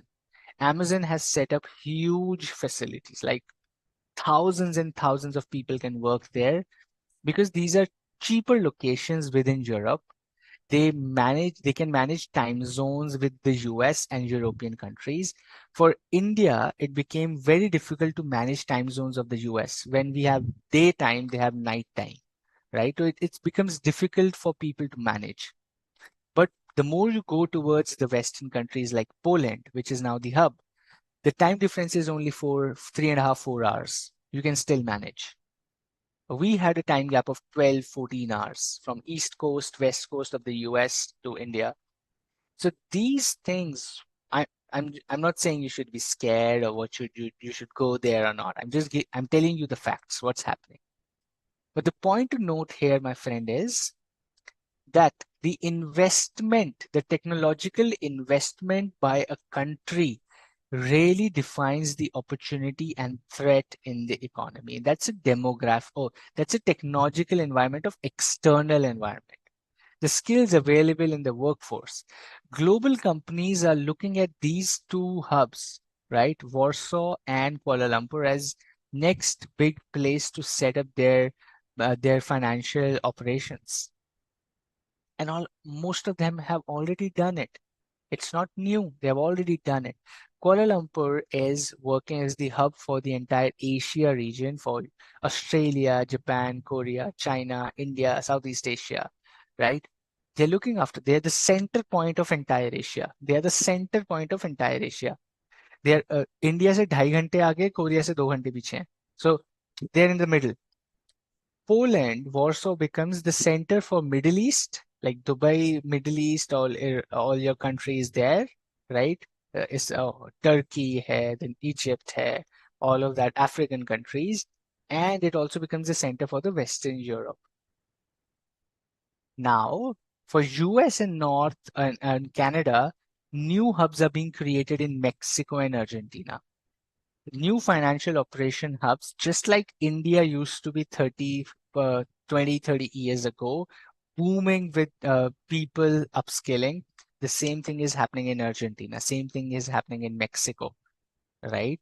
These economies are putting money, investing in technology to learn coding, to learn English, to learn financial systems by their upcoming generation. They have started teaching them in schools. English has become mandatory in schools so that people know English. They're preparing an army of workers for the future. Okay. We have already done that 30 years ago. So today we have become a very costly economy for the world because we are experts now. That experience curve we have got. We'll talk about experience curve also. I'll touch upon that, the same example. We are now at an experience curve where we are experts. So we can charge high money because we know how to do stuff. We are smart people. We are doing that. But the companies are saying you're too costly now. I want to save money. I want somebody who can work for lesser amount of money. They're figuring out options. That's how economies shift. That is why Indian economy is starting to move from service dependency to production dependency. Okay, because we have become very costly from a service perspective. Still cheaper than other Western countries, but way ahead of new emerging countries, right? So the dependency, if you see now, is on production.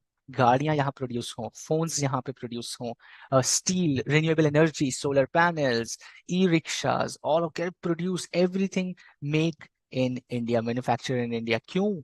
Why? Why do you need that? Because we have become very costly from a service industry because we have come to this point in over 30 years. IT, the costliest engineers are Indians. The costliest financial professionals today are Indians. You will see so many CEOs Indians, so many CFOs, global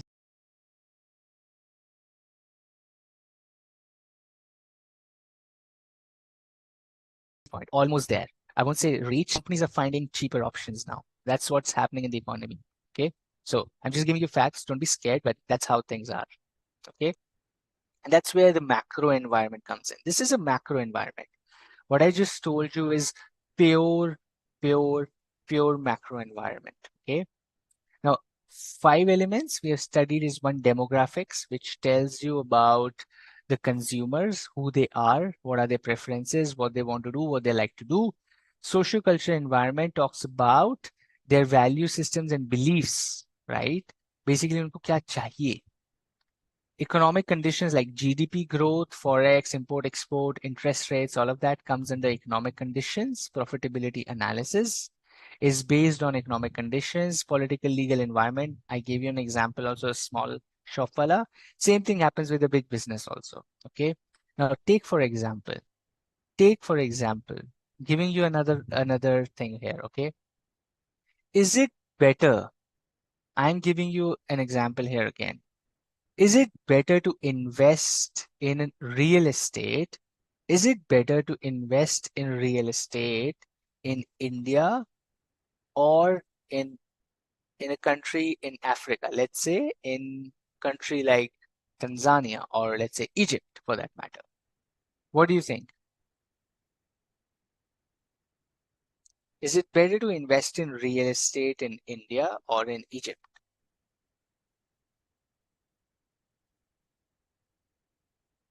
Majority Janta says Egypt. Some people say India. Some people say Egypt. You know, this is what happens with consumer mind. How many of you know the real estate return on investment in Egypt? Honestly, how many of you, if you know, say yes, give me a thumbs up, raise your hand, whatever, right? We don't know. We don't know what's the real estate return on investment in Egypt. We just feel it's better to invest in India. Why? Why?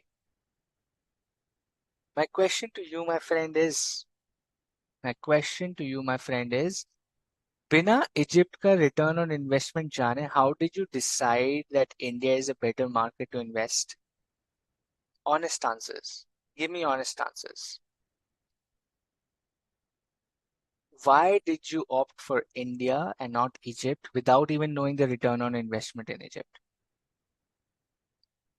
due to prevalent and strong population India already too much competition okay India is a developing economy due to high population there are more opportunities in India because more population of culture, growing population, demographics,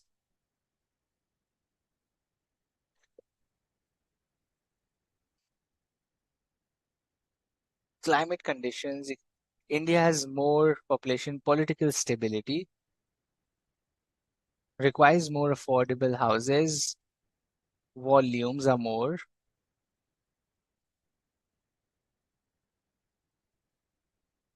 Now take a step back and think, what are you guys doing? You guys are doing external environment analysis in your mind. You're touching upon every single element of external environment and thinking as a business person, where should I invest? You're thinking about demographics. Okay, growing population, more young people who are yet to buy homes, great place to invest. Socio-cultural, people want to buy homes here. Home is a personal choice. Roti, kapda, makan, three basic needs of Indian culture. घर तो लेंगे ही. Real estate is a great opportunity. Okay. Economic conditions are favorable, growing GDP, growing forex, profitability is more, the GDP is doing fantastic, everything is positive for the economy, great place. Politically stable hai. If there is stability politically, the influence of politics is very less, things are digitized, you have proper documentation today, you have proper digital signatures, you have proper ways of doing things in India today. It's easy to buy and sell property in India as compared to how it was few years ago. Great political legal environment for you to buy real estate. Technological environment as well. That's what I said. You can go on Magic Bricks, you can go on XYZ, no broker, select a house, invest, buy, sell, put on rent, sitting at home on your phone. The technological environment is supporting your investment or decision making. What you just did in your mind is external analysis, my friend. You just did external environment analysis in your mind. Simple question tha. Invest in real estate in India or Egypt. What you did was external environment analysis. That's what this entire topic is all about. You guys are expert now. All the five things you thought about and you prepared an answer in your mind, whether it's good to invest in India or Egypt. That is external environment analysis. Okay. Certain examples for you. Okay. Number one, demographic environment, like aging population or urbanization are two things you can consider in demographic environment. Then you have socio-cultural environment, like cultural norms and social media trends today. That would come under social cultural environment. Economic conditions, like economic downturns or a booming economy, like we talked about, India will come under economic conditions. Political legal environment would come under like regulatory compliance, trade policies beneficial to us, favorable to us will come under political legal. And technological environment like e-commerce platforms, cloud computing, UPI payment, ease of doing technological transactions, e-banking, credit card penetration, insurance penetration, all of that is technological environment, which is favorable for the businesses. Okay. We will stop here today. It's already 9 a.m. Okay. We'll stop here today. What I'll do is I'll open for Q&A now, the next 10-15 minutes. Feel free to ask as many questions as you want. Thank you so much, Nitin, that you found the session interesting. Really happy, right? We'll stop the session here. We'll start from here next Saturday. Okay. Revise what we have done anyway. I'll help you revise as well when we join back. But still, take a look at the study material. Again, my presentations are going to be your revisionary notes. What will help you win in the examination is study material, friend. No other alternative to clearing the exam other than study material. So do not skip that. My PPTs will be uploaded after I complete the chapter. Chapter 1 already uploaded. Chapter 2, once we complete the chapter, will be up for you to revise. Till then, read the study material. Okay, I'll stop my sharing here and open up for questions.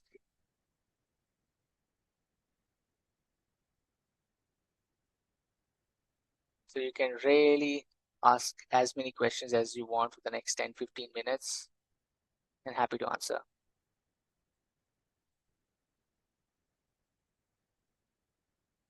Thank you, Pranav. Very happy you liked it.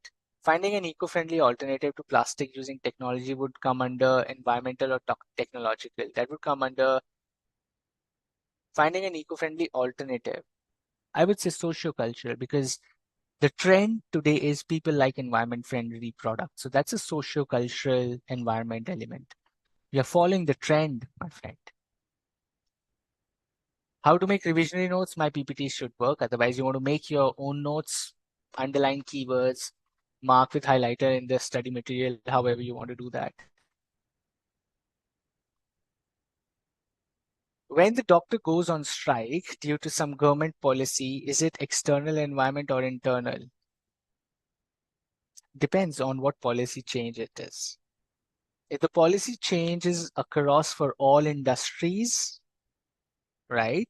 For everybody, irrespective of a particular sector, then it is macro.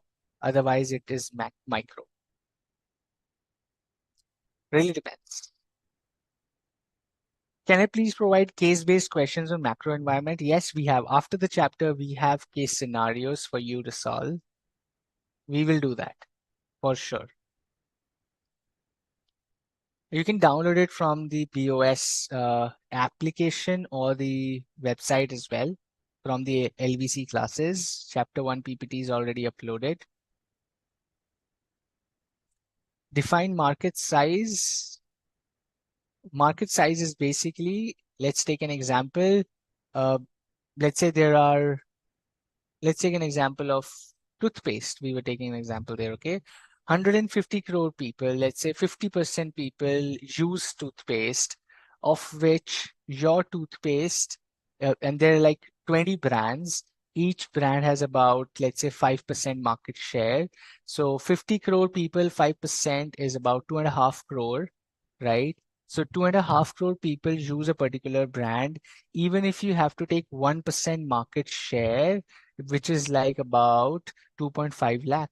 So your market sizing happens like this. So market is 50 crores, right? But only 5% is a certain brand just gets maximum of 5% because there's so many. I am a new brand. I might just get 1% in the next 1 year. So I might just get 2.5 lakh units of sales. Each unit costs 100 rupees. 2.5 lakhs into 100 is 2.5 crores. So my market sizing is that basically the market size is 50 crores, but my realistic market opportunity is 2.5 crores, right? In revenue. So that's how you build on numbers. That's called market sizing based on demographics. 150 crore people, 50% are using toothpaste and this and that. What kind of toothpaste do they use? What's the age group? What's the spending power? How much money do they spend on toothpaste? Which city? Which locality? Which shop? All of those things. Then you figure out, अच्छा, market इतनी है, maximum sale कितनी हो सकती है? That's a market size. What's the maximum sales that you can do? That's your market size. Yes, Ajay, I will check with the faculties, with seniors in the institute if we can do that. I would also love to have group chat enabled because then it becomes more interactive. Otherwise, because once you chat with your friends, and I think there would have been cases that people would not have been respectful to other students, maybe. So that's why it's been blocked. So, but let's see what decision the seniors take. It'll be the best for all of us. Demographic trends, size, age distribution areas will affect market size. That's right. Subject related and global knowledge, it is available in SM. That are amazing. Thank you, Nitin. I know. If you start loving SM, there's no going back. Case study questions come in exam. Yes. Ease of doing businesses कि business आसानी से हो जाता है, कोई दिक्कत तो नहीं आती। कंपनी खोलने में ऐसा ना हो 1 साल तो कंपनी खोलने में लगता है, then it is not ease of doing business. GST number लेने में 8 महीने लग रहे हैं. It is not ease of doing business. Ease of doing business is today I want to do a business. In next 20 days, my company is incorporated. I have a PAN number, TAN number, GST number. I have a registration for my business and I start doing business. That's quick, ease of doing business. Urbanization means converting rural areas into urban areas. Can I explain longevity and proactive case study for previous tests? Your knowledge meaning again from your longevity means you're thinking about business being long term. It's not like 6 महीना business करके बंद कर देना. It is I have to do this business for years and years and years, right? That's longevity. And proactive means even before something happens, preparing yourself for something even before it happens, being proactive. Okay. Which company account to adapt best to external change? Which company, according to you, adapts best? Every company in their own industry, right? There is one company in every industry which is absolutely amazing at adjusting to external changes. Okay. Nitin Singh, spammer aa gaye the class में. I know that's so maybe again, so people would have been disturbing classes. That's why they closed the group chat. How to approach the SM subject, in which mindset, concepts, and practice questions. Simple. Concept, basic, common sense है. This subject is only common sense. ज़्यादा हमें इसमें कुछ, we don't have to be really, really creative in terms of conceptual knowledge. Yes, the more you relate with real life examples, the better for you. And how to prepare is study material and practice questions. Practice as many questions as you can. That's the only key. How to stay focused? Stay away from social media for a few days. अपने आप focus आ जाएगा. All of us, I feel that I have lost so much focus. I used to be very focused. I have lost all focus. I spend easily 3-4 hours just scrolling nonsense. Do we need to write lengthy answers? Not necessarily, okay? I'll do a session within the strategic management thing only, okay? I will do a specific session for you. I'll let you know which one. I'll let you know in the next few classes which one. I will do a session on how to write answers in examination. Wait for that session, okay? It'll be interesting. I'll show you how your answer should look like, what ICAI expects from you, how to frame an answer, how to write an answer. It doesn't have to be lengthy. It just has to be to the point in a certain format. I'll let you know. Okay. I'll let you know. We'll do that session. Very important, not just for SM, for all subjects, be it audit, be it accounting, be it economics, be it anything, any subject you're doing. I'll do that session for you.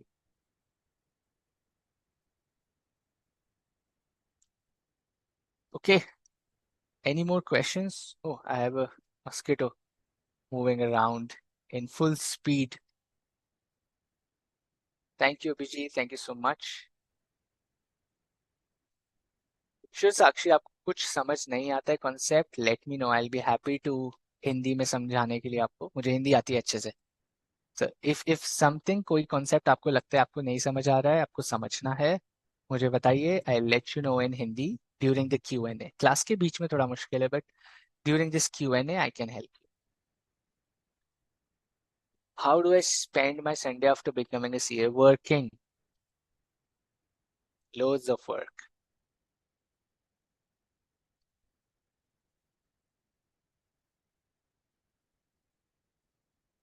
Thank you, Nitin. SWOT versus competitive analysis. SWOT analysis is basically your internal and external both. Competitive analysis is only learning about competition. But a simple definition में ही है. It's there in the definitions, Ravani. So strengths, weakness, opportunities, and threats. External environment, internal environment. While competitive analysis is learning about competitors specifically.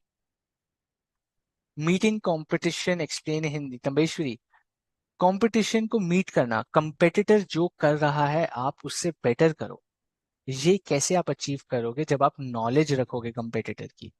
तो जब आप business analysis, business environment का analysis करोगे, आप competitor को समझोगे वो करता क्या है, तभी आप उससे बेटर बन पाओगे. तो ये है मीटिंग कंपटीशन, कि आप उसको समझो, उसको पढ़ो और उससे बेटर बनो. ये है मीटिंग कंपटीशन का मतलब. okay? Which all country you went after becoming? Not many, only a few, Hardik. You can see my pictures on LinkedIn. How focused some while doing study, you lose focus. I don't know, man. Just try to focus. We all are just so missing focus these days. But I think social media is one thing. Maybe, I don't know, pick up some sport or just watch walls for 30 minutes. अपने आप focus आ जाएगा. Or maybe just look at your bank balance. अपने आप focus आ जाएगा. अरे, I do that every day. Focus आ जाता है. Everything is so costly, then you look at your bank balance, you're like, shit, got to work more.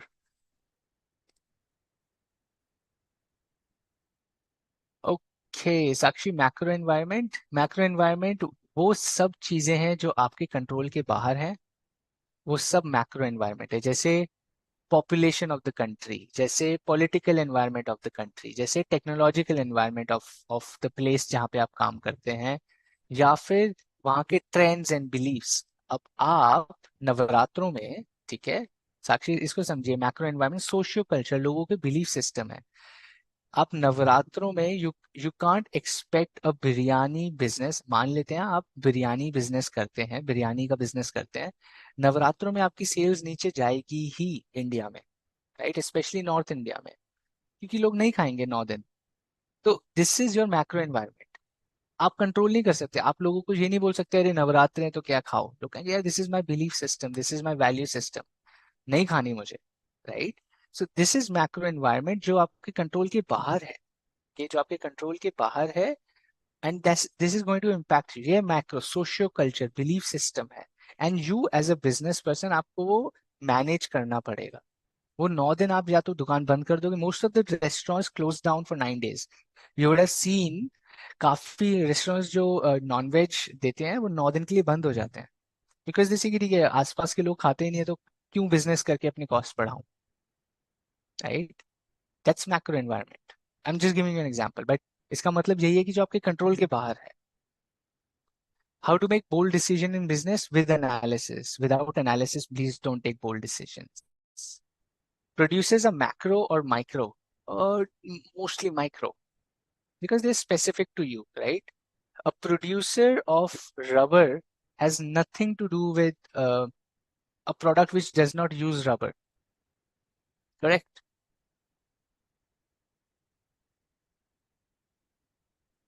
Online में कोई डर नहीं है, कोई टीचर नहीं है, कैसे पढ़ें, खुद के टीचर बनो दोस्त, okay ना, you will have to become your own teacher.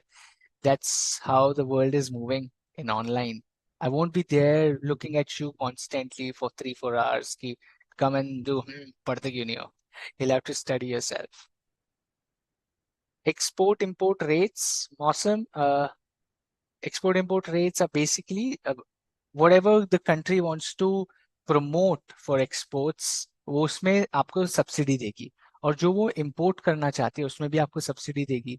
So government every year gives an import export policy that which are their focus areas for importing, what are their focus areas for exporting out from the country. उसके basis पे you can figure out an opportunity. So वो है import export rate. और import export rate का मतलब है कितना custom duty लग रहा है, कितना टैक्स लगता है सामान लाने में, और कितना टैक्स का बेनिफिट मिलता है सामान बाहर भेजने में। That's what export and import means. Okay. Can you follow only these classes for the examination? Yes, but study material पढ़ने के साथ, not just the classes. You will not clear the examination, I can guarantee you. If you're not studying the study material, the examiner is a very different person from me. Understand this. You have to understand the fact I am not making any exam papers. Okay, exam papers are created by a very separate group of people. They're not watching my classes. Okay, they don't know who I am. So what they're creating is from the study material. What I'm teaching you is basic concepts from the study material.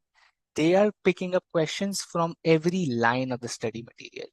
तो exam पास होने के लिए आपको क्या करना पड़ेगा? You will have to study the study material, because the exam people are creating exam from there.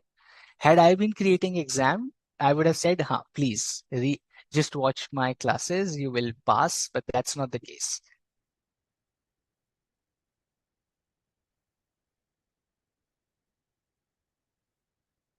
I hope so, Hardik. I don't know how would I have done that in a physics class. Maybe I would have been very different. Thank you, Ratimalini. Thank you. Very happy you are understanding the classes.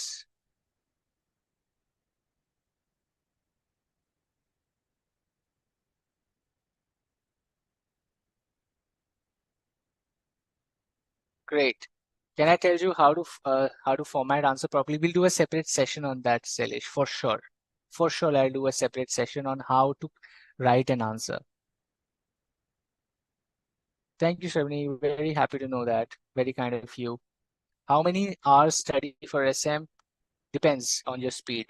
I think 2 hours, 2.5 hours are very easy. Books की कोई need नहीं है. Only study material is enough. Yes for the examination, yes for your own understanding may be more, but exam के लिए study material RTPs will come up soon, right? But study material is there. I will send the notes as I am uploading the notes every time we complete the chapter, so more than enough. But practice questions, okay? कोई बात नहीं साक्षी, धीरे धीरे आ जाएगा. Theoretical subjects में difficulty आती है, कोई बात नहीं. आपको समझ नहीं आता है कि एग्जाम कैसे आएगा, आप एग्जाम पेपर देखिए, आपको समझ आएगा कैसे होता है. एग्जाम पेपर डल गया है, वेबसाइट पे आप जाके एग्जाम पेपर देखिए ना कैसा आया है. यू विल अंडरस्टैंड क्या क्वेश्चंस आ रहे हैं, कैसे क्वेश्चंस आ रहे हैं. Do that. Go and read this the exam paper on the website. It's just out.